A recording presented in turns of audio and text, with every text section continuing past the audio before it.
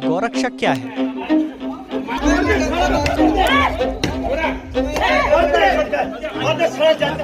जाहिर है गौरक्षा का मतलब है गाय की रक्षा करना, पर उस दौर में जब भीड़ अफवाहों को सच मानकर कानून अपने हाथ में ले रही हो, गौरक्षा के मायने भी बदलते दिख रहे हैं। गौकशी की अफवाह के आधार पर एक खास समुदाय के लोगों को निशाना बनाया जाता है और कई बार ये अफवाहें जान तक ले लेती हैं। अखलाक तो बहुत ही सरल आदमी था, उसका कोई कसूर नहीं था, लेकिन बाकी गांव के लोग उस अफवाह में बहक गए कि साहब वो गाय का मांस रहा होगा शायद उसके फ्रिज में से जो निकला। तो झूठी खबर जब फैलाई जाती है तो वो महीनों तक उसका असर पड़ता है।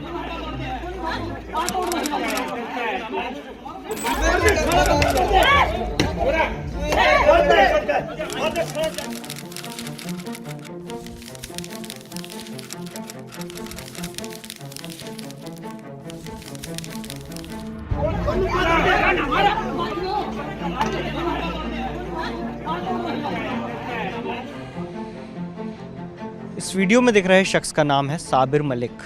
27 अगस्त 2024 को चरखी दादरी के इसी बड़रा बस स्टॉप पर साबिर की गौकशी की अफवाह के चलते पीट कर हत्या कर दी गई। गौकशी के नाम पर होने वाली हत्या का ये कोई इकलौता मामला नहीं है और ख़ासकर हरियाणा राज्य की बात करें तो ऐसे मामलों की संख्या लगातार बढ़ती जा रही है। और ऐसा हो भी क्यों ना, क्योंकि इन मामलों में बेगुनाही साबित करने का सारा दारोमदार पीड़ित पक्ष पर ही होता है। ऐसा होने की कई वजहें हो सकती हैं, लेकिन एक बड़ी वजह माना जा रहा है हरियाणा सरकार की अप्रोच को। गांव के अंदर इतनी श्रद्धा गौ माता के प्रति है कि अगर उनको पता चल जाए कि इस प्रकार का ये हालात कर रहे हैं तो गांव के लोग हैं, वो कौन रुकता है फिर उसके अंदर क्या हुआ क्या नहीं हुआ। परंतु मैं ये कहना चाहता हूँ कि इस प्रकार की घटनाएं नहीं होनी चाहिए। हम आज की रिपोर्ट में ये समझेंगे कि कैसे इस अफवाह ने इतना बड़ा रूप ले लिया कि इससे न सिर्फ एक शख्स की जान गई, बल्कि यहाँ रहने वाले सभी मुस्लिम परिवारों को ये इलाका छोड़ना पड़ा।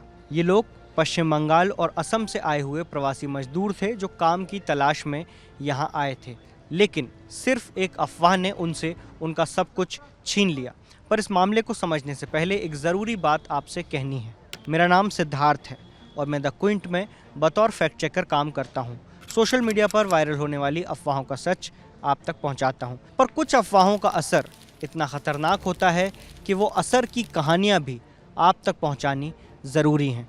द क्विंट की इस खास सीरीज़ जिसका नाम है एक अफवाह की कीमत, इसमें हम ऐसी ही कहानियाँ आप तक पहुँचाएंगे जहाँ फेक न्यूज़ या अफवाहों का असर लोगों की ज़िंदगी पर पड़ा। इस काम में आप हमारी मदद भी कर सकते हैं हमारे मेंबर बनकर। मेंबर बनने के लिए डिस्क्रिप्शन में दिए गए लिंक पर क्लिक करें।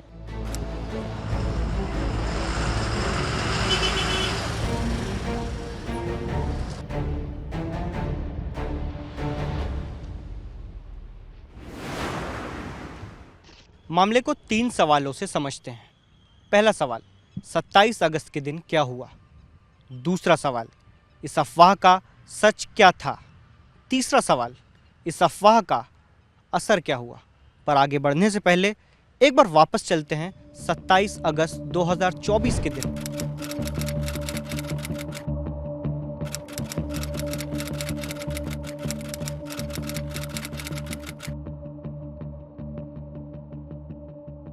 ये जो मेरे आसपास आप खाली जगह देख रहे हैं, यहीं पर असम और पश्चिम बंगाल से आए हुए लगभग 1 दर्जन मुस्लिम परिवार रहा करते थे। इतने संसाधन उनके पास नहीं थे कि कोई किराए का घर वो अफोर्ड कर सकें, कोई पक्का मकान अफोर्ड कर सकें।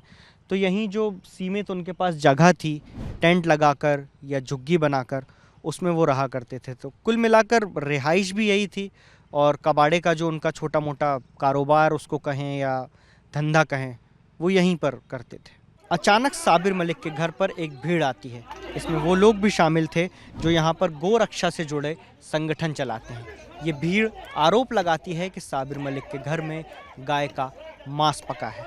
साबिर मलिक के घर से सारा खाना निकलवाया जाता है और उसे चेक किया जाता है। एक तो जो लोग हमला करने वाले आए थे वो गाय के मांस पर का बहाना बना रहे थे, तो बाकी लोगों ने हालांकि उनकी बात का भरोसा नहीं किया, लेकिन उनके अंदर वो सेंसिटिविटी भी नहीं जागी कि बेकसूर को क्यों मारा तुमने।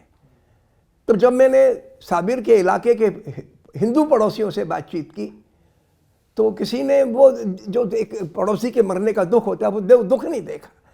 तो इसका मतलब ये हुआ कि भले ही आप गाय का मांस इसने खाया कि नहीं खाया इस पर आपने भरोसा नहीं किया, लेकिन आपके अंदर की वो जो एक सेंसिटिविटी होती है कि कोई बेकसूर आदमी मारा जाए तो उसका आपको दुख होगा, वो ख़त्म हो गई और वो उसका मुझे बहुत अफसोस हुआ। साबिर के ससुर सुजाउद्दीन को आरोप लगाने वाली भीड़ थाने पूछताछ के लिए लेकर जाती है।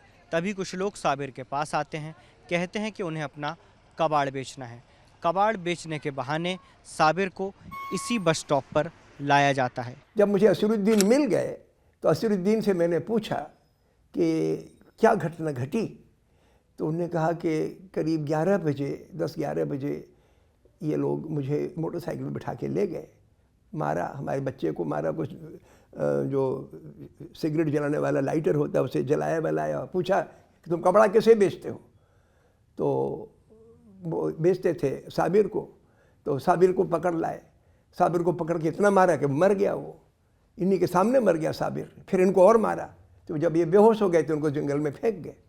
जंगल में फेंक गए तो असरुद्दीन ने मुझे बताया कि बाद में बारिश हुई कुछ घंटों के बाद 4 बजे शाम को, तो मुझे थोड़ा होश आया और मैं खिसक खिसक के बगल में एक गौशाला थी वहाँ गया। गौशाला का आदमी अच्छा था, तो उसने पानी आनी पिलाया, पुलिस को बुलाया, मुझे अस्पताल भिजवाया।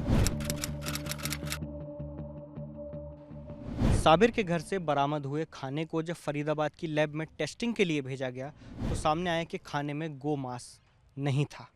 पर इसके बाद भी कुछ सवाल हैं जिनके जवाब मिलने बाकी हैं। क्या पुलिस ने मारपीट के आरोपियों को गिरफ्तार करने के साथ साथ ये जांच भी की कि अफवाह उड़ाने वाले कौन थे? साबिर की हत्या करने के साथ साथ क्या वो लोग भी अपराधी नहीं हैं जिन्होंने गौकशी की अफवाह को तूल दिया? रिपोर्ट भी किया था, रिपोर्ट करने का बाद तो गो मीट नहीं था। तो ये झूठ क्यों फैलाया गया, इसका कुछ आपको अंदाजा है या कुछ पता चला? हाँ, हम लोग मुसलमान हूँ ना, इसलिए।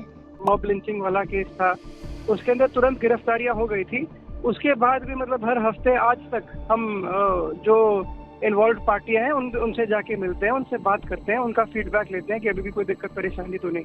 तो हम लोगों को अवगत कराते रहते हैं कि किसी चीज को फेस वैल्यू पे ना लें, हर एक चीज की फैक्ट चेकिंग करें, अपने लेवल पे जांच करें इसमें मतलब कितनी सच्चाई है। सर, पर जो र्यूमर से जो डेथ हुई थी, जो मर्डर हुआ था, उसके बाद उस कम्युनिटी के जितने भी लोग वहाँ रहते थे, प्रवासी मजदूर जो थे, उन्हें वो जगह छोड़कर वहाँ से जाना पड़ा। तो इसको लेके क्या कोई प्रयास हुए कि वो वहीं रह सके, उन्हें जाना ना पड़े वापस? जी देखिए, जो इन्वॉल्व पार्टियां थे वो लोकल नहीं थे, वो दूसरे स्टेट के थे।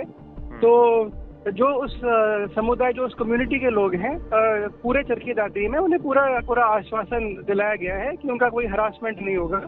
और यहाँ पर भी मतलब अलग अलग समाज के लोग एकदम भाईचारे में रहते हैं, यहाँ पर कोई दिक्कत नहीं। मेरी उन लोगों से बात हुई थी विक्टिम्स फैमिली से, तो उन्होंने बोला कि अब तो हम वहाँ पर रह ही नहीं सकते, ऐसा माहौल ही नहीं है। हाँ, जो विक्टिम फैमिली है वो लोकल है ही नहीं, वो लोकल थे ही नहीं यहाँ के, बट अब उन्हें तो हम रोक भी नहीं सकते जाने से। हुकूमत की ये साजिश है कि गाय के नाम पर बहुत भावनाएं जुड़ी हुई हैं और जो लोग गौकशी को रोकते हैं उनको हमें रिवार्ड देंगे। इससे शर्मनाक देशद्रोही की वारदात हो नहीं सकती। ये तो गद्दारी का और इनह्यूमन सोच है। पश्चिम बंगाल के साउथ परगना के रहने वाले साबिर मलिक और शकीला की 6 साल पहले ही शादी हुई थी। 3 साल से दोनों पति पत्नी हरियाणा में रह रहे थे। शकीला का परिवार, उनके पिता और उनके भाई भी यहीं आसपास रहा करते थे। एक अफवाह ने शकीला से उनका सब कुछ छीन लिया। जेंट्स जब एक बच्चा को बाप मार जाती है, कैसे हालात में रहते, ऐसा ही है। रोते रहते हैं दिन भर, जब उसको पापा का याद आती है तब रोते हैं। ऐसे पूछता है मेरे पापा किधर गए, काम पर गया क्या? मैं ऐसे बोलते हाँ तेरे पापा काम पर गए, ऐसे बोल बोल के रखे मैं। वो सोचता है मेरा पापा काम पे गया फिर आएंगे ऐसे। पर अफवाह का असर या अफवाह का भुगतान सिर्फ साबिर के परिवार ने ही नहीं किया। यहाँ रहने वाले बाकी मुस्लिम परिवारों को भी ये जगह छोड़नी पड़ी। एक अफवाह का असर एक हत्या और एक बड़े पलायन के रूप में सामने आया। अफवाह के शिकार ऐसे लोगों की कहानियां हम आप तक पहुंचा रहे हैं अपनी इस खास सीरीज़ में, जिसका नाम है एक अफवाह की कीमत। अगर आप चाहते हैं ये काम जारी रहे तो इस काम में आप हमारी मदद भी कर सकते हैं हमारे मेंबर बनकर। मेंबर बनने के लिए डिस्क्रिप्शन में दिए गए लिंक पर क्लिक करें।